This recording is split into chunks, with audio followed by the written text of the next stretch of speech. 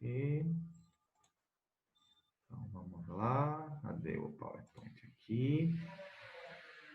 Share. Deixa eu botar o pessoal aqui no ladinho. Então, gente, a gente estava trabalhando plano de contas, né? E aí eu sei que muitas pessoas devem estar aí agora desesperado com a questão do débito e crédito, que é confuso e é confuso mesmo, tá? Então, aí no final, a gente vai, quando terminar a aula, se ainda tiver tempo, eu acredito que agora não tenha tanta coisa, eu posso voltar e falar um pouco novamente sobre débito e crédito, tá? Sobre essa relação de débito e crédito, que não é tão difícil assim. A gente só precisa quebrar aquilo que eu falei, desconstruir o que a gente entendia sobre saldo devedor e credor e começar a pensar agora débito e crédito pelo aspecto mais técnico, tá? Mas vamos deixar isso para daqui a pouco. Então, voltando, tá? O plano de conta, vamos explicar aqui o plano de conta do ativo. E a primeira coisa que eu preciso entender é que o ativo agora, ou seja, os bens e direitos, serão classificados como ativo e que os ativos agora são separados em dois grupos: ativo circulante e ativo não circulante. Gente, o que é que acontece com essa questão do ativo circulante e ativo não circulante? Todos os bens e direitos agora vão ser subdivididos em circulantes e não circulantes. E como é que a gente faz essa separação, professor? Essa separação também vai servir para a gente classificar melhor. Os bens e direitos, a gente classifica como circulante, basicamente, os bens que a gente utiliza de forma muito rápida são bens que circulam, tá? E os direitos de curto prazo. A gente vai entender um termo agora que tem para separar, classificar o ativo circulante, que é chamado de grau de liquidez. Grau de liquidez, ele classifica as contas quanto mais e menos líquida, tá? Ou seja, uma conta líquida, muito líquida para a contabilidade, é uma conta que ela já seja totalmente em dinheiro. Como assim? Grau de liquidez mede a velocidade de conversão do saldo da conta em dinheiro. Como assim a conversão? Gente, eu tenho um veículo que custa 50 mil reais. Quem dera, mas tem na contabilidade, né? Aí eu estou precisando de dinheiro. Se quer dizer que o fato de eu ter um carro que vale 50 mil, eu vou conseguir 50 mil hoje? Agora? Claro que não. Eu vou ter que botar esse carro à venda, até que eu venda esse carro e que esse dinheiro esteja na minha conta, provavelmente vai demorar um tempo. Está aí o grau de liquidez. Quanto maior a liquidez, maior a capacidade dessa conta se transformar, o saldo dessa conta se transformar em dinheiro. Você vê, não existe conta mais líquida na contabilidade do que a conta caixa. Por quê? Porque ela não vai mais se transformar em dinheiro. A conta caixa, de fato, já é o que a empresa tem de dinheiro no momento. Depois dela tem a conta banco. Pessoal, deixe o áudio no mudo, senão vai atrapalhar a gravação da aula, tá?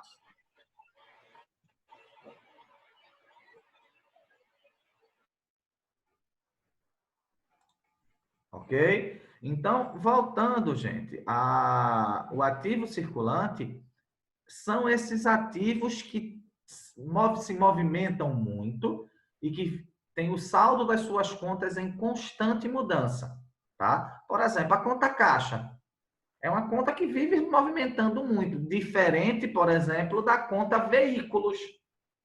Eu não tenho essa mudança constante na conta veículos. Eu não tenho essa mudança constante na conta imóveis. Eu não vivo comprando e vendendo imóveis na minha empresa.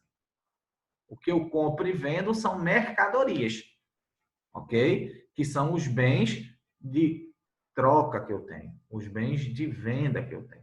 E eles são classificados no ativo circulante, tá? Então, o ativo circulante vai sempre classificar os bens e direitos que vivem em constante modificação, tá? E uma outra forma de classificar, tá? Isso é quanto ao prazo, tá? Tudo que está dentro da conta circulante é o que a gente chama de conta de curto prazo. Curto prazo. E aí, gente, a gente tem que entender o que vem a ser curto prazo para a contabilidade. E aí, prestem bem atenção no que eu vou dizer aqui. Curto prazo para a contabilidade é tudo que vence, tá? É tudo que eu vou pagar ou tudo que eu vou receber, que vence até o término do exercício social seguinte. Gente, o que é exercício social para a contabilidade? Exercício social é um período de tempo de 12 meses, ou seja, um ano. E que, devido à necessidade que a gente tem de estabelecer, cumprir as normas do fisco, da legislação fiscal, a contabilidade acaba usando o ano civil, ou seja, o exercício social para a contabilidade, a gente padroniza que ele inicia no dia 1º de janeiro e finaliza no dia 31 de dezembro. Mas não é obrigado, a gente faz isso só para cumprir as determinações legais do fisco. Mas o exercício social, de fato, é um período de 12 meses. Mas que para facilitar eu não ter que fazer duas contabilidades, a gente estabeleceu o exercício social sugerido pela Receita Federal, que é 1º de janeiro a 31 de dezembro. Então, vamos tentar agora simplificar. Hoje estamos no dia 30 de março, beleza? Imagine que eu comprei agora um veículo para minha empresa. E eu peguei uma promoção louca. E o cara falou, compra o carro hoje e só pague em janeiro de 2022. Compre o carro hoje e só pague em janeiro de 2022, tá? Então, esse carro, tá, vai entrar no meu ativo não circulante, na conta veículos, beleza? Comprei o carro lá por 60 mil reais, entrou na minha conta veículo, está registrado na minha contabilidade. Só que eu também não tenho que pagar esse carro. E quando é que eu vou pagar? Em janeiro de 2022. Aí eu pergunto, isso vai ser para mim uma obrigação, tá? Então, isso vai estar no meu passivo. Eu estou aqui usando o ativo, mas vou continuar esse exemplo. Isso vai estar lá no meu passivo. Vou botar aqui, pronto. Isso vai estar lá no meu passivo. Qual passivo eu vou registrar a minha obrigação a pagar do carro, ou seja, minhas contas a pagar, o meu financiamento de veículos a pagar? Vai estar dentro do passivo circulante ou dentro do passivo não circulante? Aí vamos pensar, gente, qual é a regra? Qual é a regra? A regra, de novo, ligaram o áudio. É 10 vezes ligando e 20 vezes eu deixando mudo. Qual é a regra, gente? Tudo aquilo que vencer até o término do exercício social seguinte. Ok? Até o término do exercício social seguinte. Então, o que é que isso quer dizer, gente? Se eu tivesse, tá? Eu não estou agora no dia 30 de março. Quando é que termina o exercício social que está em vigor? no dia 31 de dezembro de 2020, certo? E o exercício social seguinte, 31 de dezembro de 2021. A minha obrigação vence até 31 de dezembro de 2021? Não, vence em janeiro de 2022. Então, a minha obrigação seria registrada no passivo não circulante. Por quê? Porque curto prazo é tudo que vence até o término do exercício social seguinte, tá? Então, a gente sempre vai ter esses probleminhas, tá? Então, pense da seguinte forma: tudo que vence até o término do exercício social seguinte. Gente, vamos falar o que a gente fala mesmo, a nossa linguagem comum? Para contabilidade, curto prazo é tudo que vence até o término do ano que vem. Do ano que vem. Então, se eu estou em março, vou classificar como curto prazo tudo que vencer até dezembro do ano que vem. Tudo que vencer até dezembro do ano que vem, eu vou ter que registrar na minha contabilidade dentro da minha conta circulante, seja ela uma aplicação, ou seja, um ativo circulante, ou seja ela uma obrigação, ou seja, um passivo circulante. Se vencer depois de dezembro do ano que vem, eu classifico como obrigação ou direito de longo prazo, ou seja, não circulante. Então, voltando para cá, eu classifico no circulante todo o meu direito que vence no curto prazo. E o curto prazo é o período de tempo que vai de hoje, ou seja, genérico, de hoje até o término do exercício social seguinte, ou seja, até 31 de dezembro, não deste ano, até 31 de dezembro do ano que vem. Então, é bem simples para classificar. O que é que entra no ativo circulante? Os direitos de curto prazo e os bens que circulam muito, ok? Como o nosso caixa, como o nosso banco, como nossa conta estoque, por exemplo, tá? E o que é que entra no nosso ativo não circulante? A maioria dos bens que a gente utiliza na empresa, os bens de uso, tá? Ou seja, um birô, que são os móveis, os veículos que eu utilizo na minha empresa, as máquinas, o próprio prédio da empresa. São o que a gente chamava antigamente de ativo permanente, ou seja, são aqueles ativos que fazem parte da estrutura da empresa, tá?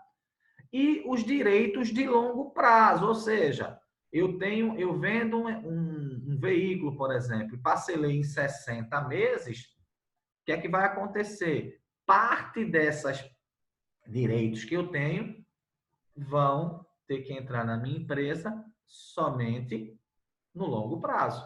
E aí é um trabalho da gente. No final, eu vou fazer um exemplozinho com vocês aqui rápido e depois resolvo, tá?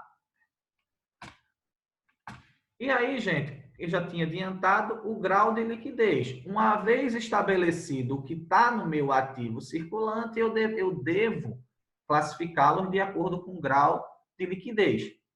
Na ordem decrescente, ou seja, eu primeiro classifico o mais líquido até o menos líquido. Ou seja, aquelas contas que têm a maior capacidade de se transformar em dinheiro vem primeiro. Por isso que, normalmente, quando vocês pesquisarem, vocês vão ver que lá no ativo circulante, normalmente a conta que começa é a conta caixa, ou equivalente de caixa, ou simplesmente uma conta chamada disponível, tá? E aí vamos para o passivo. O passivo é mais fácil de classificar, por quê? Porque o passivo só tem obrigações, tá? Então, o que é que acontece? Aqui, a classificação basicamente é em relação ao prazo. Todas as obrigações de curto prazo serão classificadas no passivo circulante.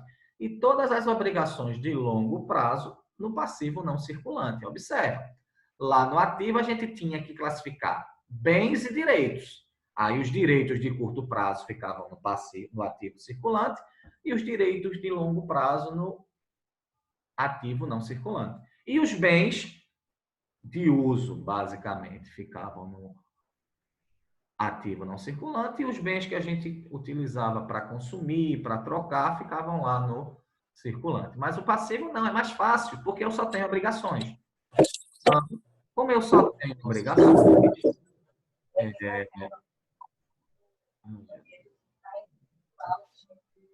mudou de novo. Como eu só tenho obrigações, eu classifico as de curto prazo no passivo circulante e as de longo prazo no passivo não circulante. Gente, é isso, tá? E aí, o chato é a gente entender essa regra de curto e longo prazo, tá? Mas eu vou trabalhar ela com vocês aqui no final da aula. Tá? E aí eu tenho também no passivo o patrimônio líquido, tá? Que são contas que representam o capital próprio da empresa. Lembra? Ele vem lá da situação líquida que a gente estudou. Então, esse patrimônio líquido são contas que representam o capital próprio da empresa. Normalmente, capital social, que foi os sócios que aportaram no início da atividade, ou as reservas de lucro ou reservas de capital que foram sendo constituídas de acordo com o tempo da empresa e com a destinação que é dada ao lucro, tá? Da mesma forma que eu preciso classificar o ativo circulante pelo grau de liquidez, eu também preciso classificar o passivo circulante, mas agora não estou falando mais de grau de liquidez, e sim grau de exigibilidade. O que é grau de exigibilidade? O quanto maior for a exigibilidade da conta, ela aparece primeiro. Então, basicamente, eu penso o seguinte: qual é a conta mais importante que eu devo pagar dentro da empresa? É mais ou menos o que a gente faz no nosso orçamento pessoal. Se eu não estou com recurso, eu não dou prioridade para as contas mais importantes, e é assim que é classificado lá no passivo circulante. Então, eu tenho a minha conta fornecedor, que normalmente é uma das primeiras. Por quê? Porque o fornecedor ele me entrega ou a mercadoria para que eu possa comercializar, ou a matéria-prima para que eu possa produzir o meu produto. Então, ele é uma conta que é importante ser paga, por quê? Porque se eu não pago o meu fornecedor de mercadorias, ele não me entrega a mercadoria. Ele não me entregando a mercadoria, eu não vou conseguir comercializar.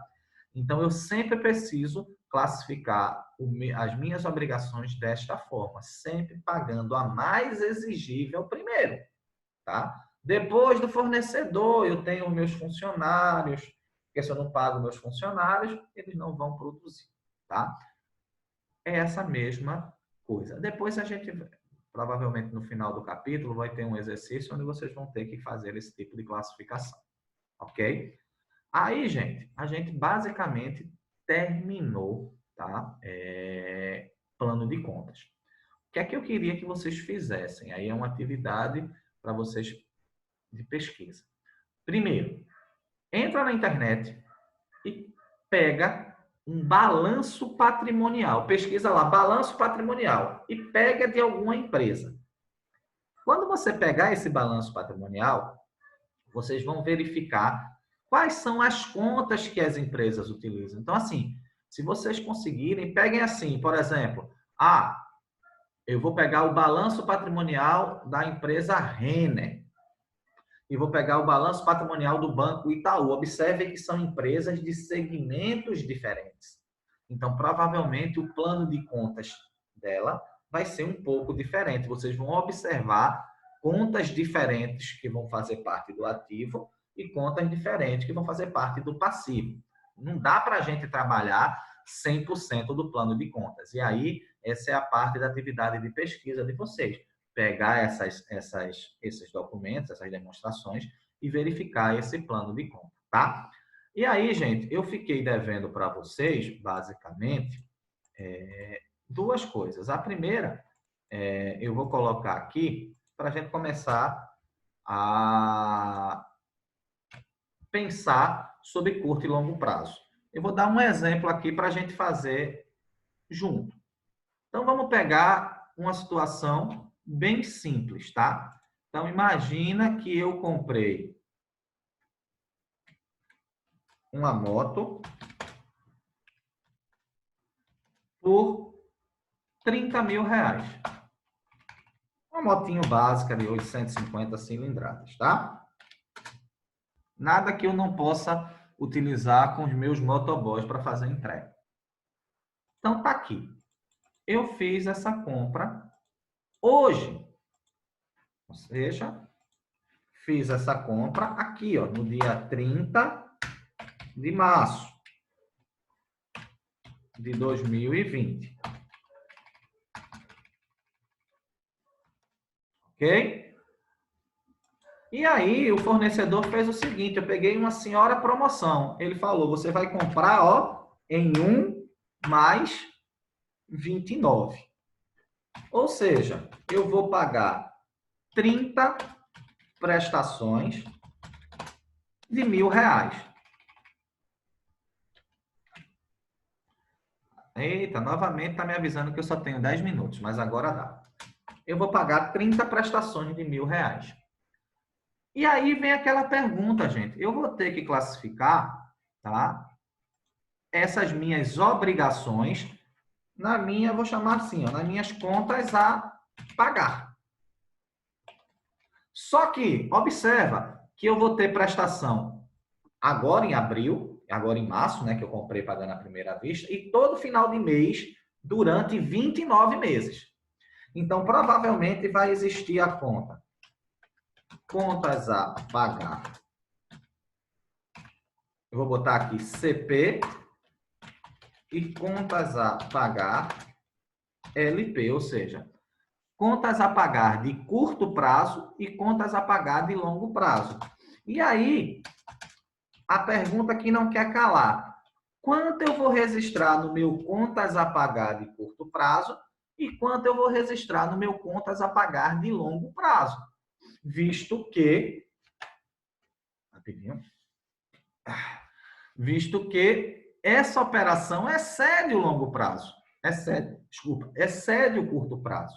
Não é? A gente acabou de ver no exemplo anterior lá atrás que tudo que eu for pagar até dezembro de 2021 é curto prazo. Só que eu tenho aqui 30 prestações. Então, vamos lá. A primeira coisa que eu preciso fazer, gente, eu sempre gosto de fazer assim, ó.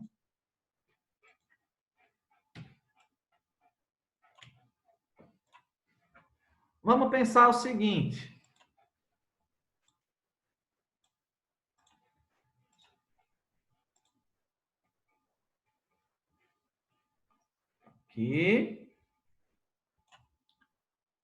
Aqui, né? Ctrl+C, Ctrl+V. Vou trazer para cá. Exercício social vigente.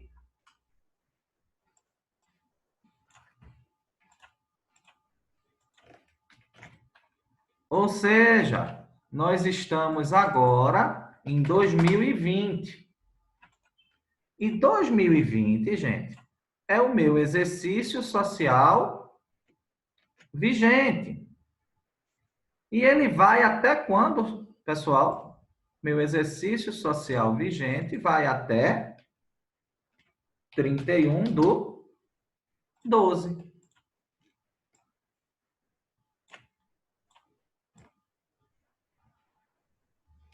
Ou seja, em 2020, até 31/12, eu estou no meu exercício social vigente.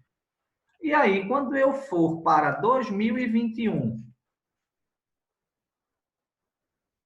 ok? E chegar em 2021 e chegar em 31 de dezembro, eu cheguei no término do meu exercício social seguinte. Ok? Tá aqui. Meu exercício social seguinte. E aí, qual é o meu trabalho agora? É identificar a quantidade de prestações que eu vou pagar no exercício social vigente e no exercício social seguinte. Então, vamos lá. Eu estou pagando a primeira prestação no ato, não é isso? No mês de abril. Então, eu vou pagar abril, maio, junho, julho, agosto, setembro, outubro, novembro dezembro, ou seja, eu estou pagando de fato aqui 9 prestações. 9 prestações.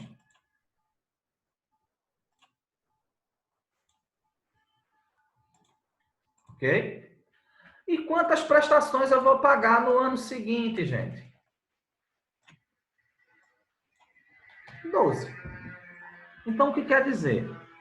Que das 30 prestações que eu das 30 prestações que eu comprei a minha moto, eu vou pagar até o término do exercício seguinte, ou seja, no curto prazo, 21 prestações.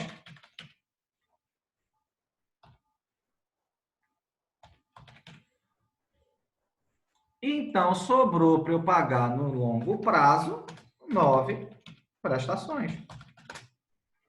Então, como cada uma das prestações aqui custa,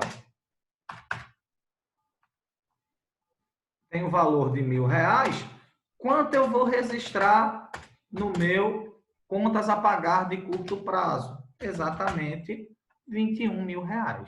Então, eu sempre tenho que me lembrar dessa regra. Curto prazo é tudo que vence até o término do exercício social seguinte. Professor, isso é muito chato. Pensa o seguinte, gente, vai ficar mais fácil ainda agora. A conta que eu faço é sempre o seguinte: quantas prestações eu vou pagar nesse ano? 9 mais 12. Se eu tivesse feito a compra em janeiro desse ano, ou seja, e pago a primeira em janeiro, quantas prestações eu iria pagar esse ano? 12 mais 12 do ano seguinte. Então, para saber a quantidade de prestações que vai entrar no curto prazo, eu sempre tenho que achar isso aqui, ó. Quantas prestações eu vou pagar no exercício social vigente? Achando isso, acabou-se. Por quê? Porque eu sei que o exercício social seguinte sempre terá 12 prestações. Ok? Nesse caso, onde excede, tá? Ok? Então, se eu sei que vai exceder o exercício social seguinte, a conta é sempre essa. Quantas eu paguei nesse exercício? Mais 12. Ok? Então, gente, basicamente, curto prazo é isso. Então, terminando a aula, depois eu vou colocar 2 exercícios para vocês praticarem em casa. Não é exercício valendo ponto, não é exercício, não vai ser atividade avaliativa, vai ser atividade de fixação. Aí vocês fazem, e se for o caso, na próxima aula, eu já inicio com isso, tá? Então, a aula de hoje, o assunto finaliza por aqui, tá? Eu vou finalizar a aula agora e aí a gente retorna para tirar dúvidas na próxima passagem da gente aqui pela aula, tá? Então, eu vou finalizar a aula agora e aí a gente passo para vocês novamente o chat, o endereço da sala para a gente tirar dúvida. E aí, para a gente falar um pouquinho mais sobre débito e crédito, que eu sei que muitos ficaram com dúvidas, tá? Então, obrigado, pessoal, e até daqui a pouco, quando eu voltar para o chat para a gente tirar dúvida.